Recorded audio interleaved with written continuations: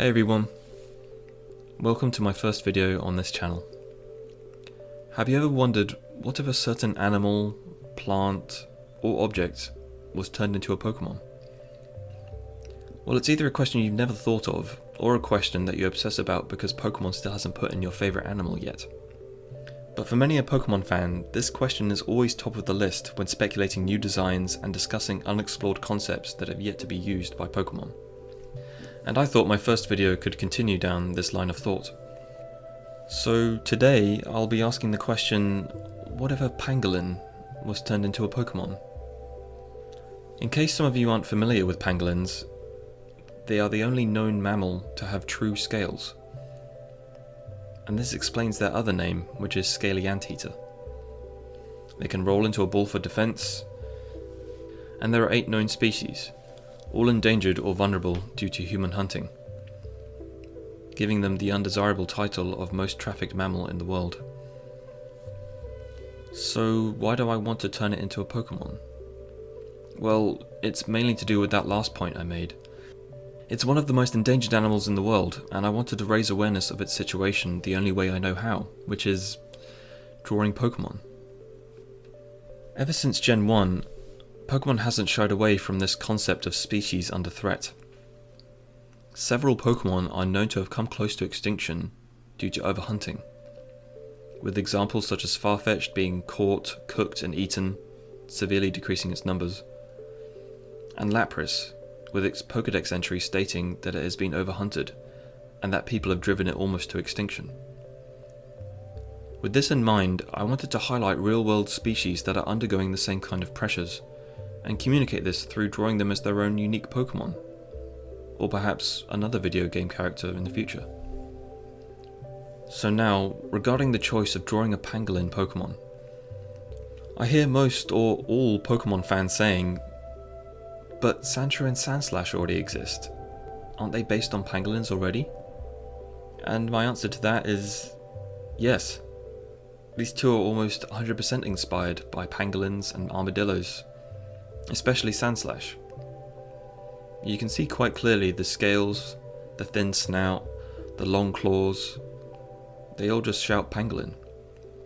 But I want to take the pangolin concept in a different direction, inspired by people's insatiable appetite for its scales, which has driven this animal to become a critically endangered species. Now that I've explained it, I'll start drawing it.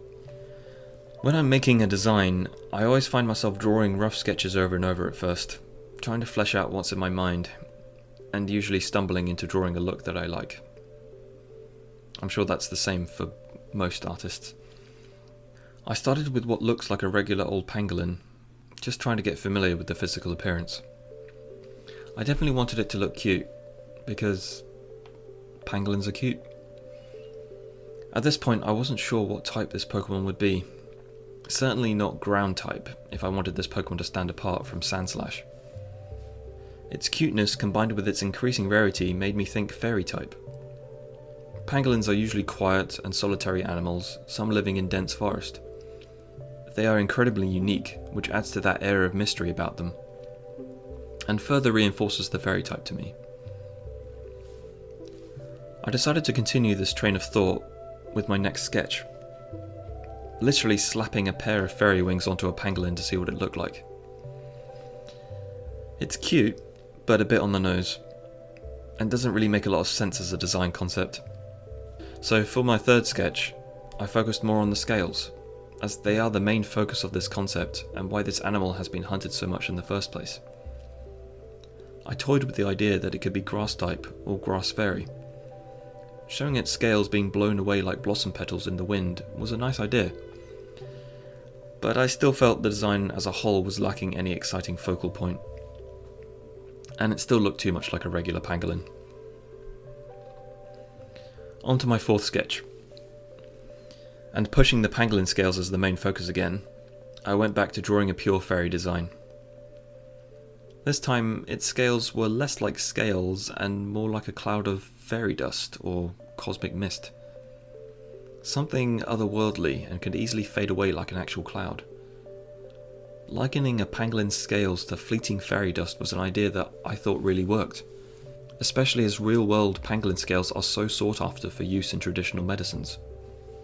And the rarer the pangolin gets due to hunting, the more precious its scales become, like fairy dust.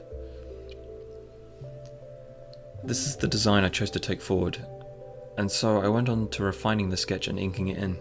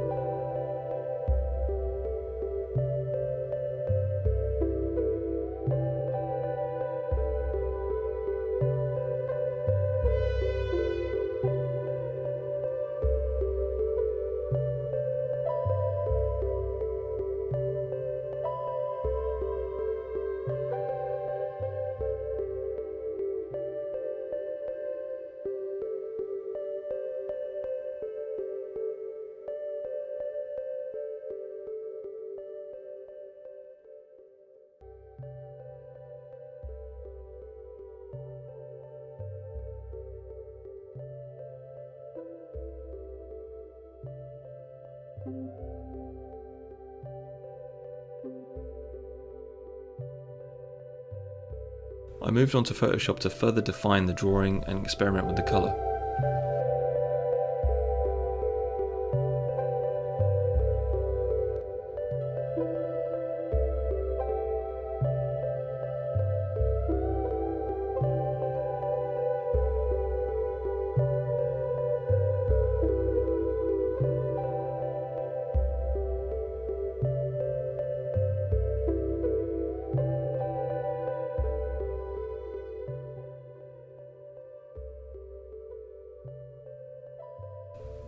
I knew I wanted this Pokemon to have a lot of pink, and pink is usually the typical colour of fairy-type Pokemon, so I wanted it as a defining colour.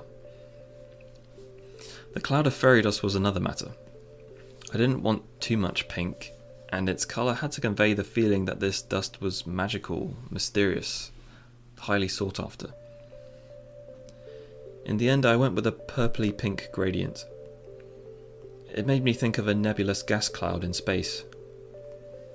The sparkles added just enough to make me think it wasn't just any old cloud, but a very special kind of fairy mist emanating from this Pokemon.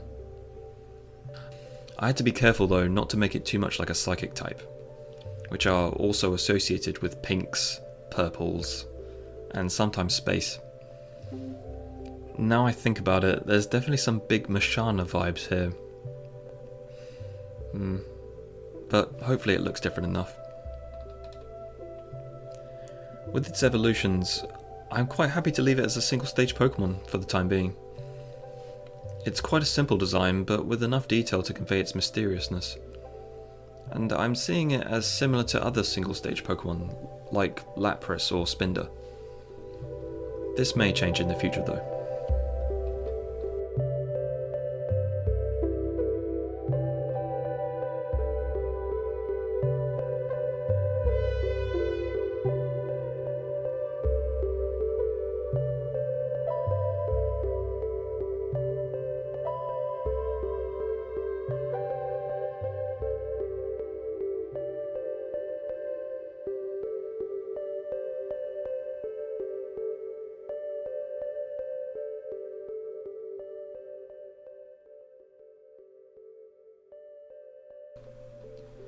Pangolin, the fairy dust Pokemon.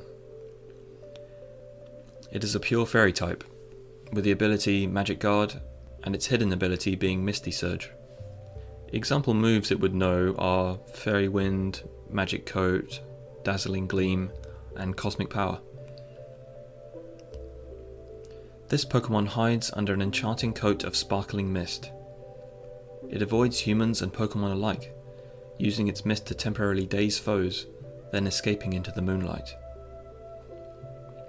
It is said that if some of the mist is bottled, it will grant the holder with eternal fortune.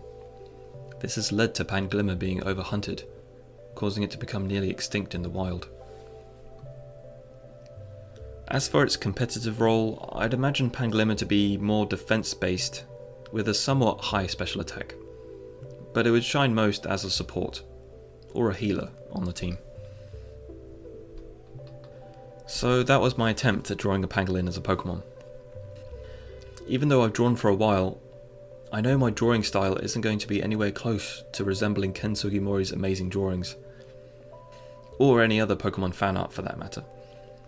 But I just think of it as my own style, heavily inspired by Pokemon imagery. What animal, plant, or object would you want to become a Pokemon?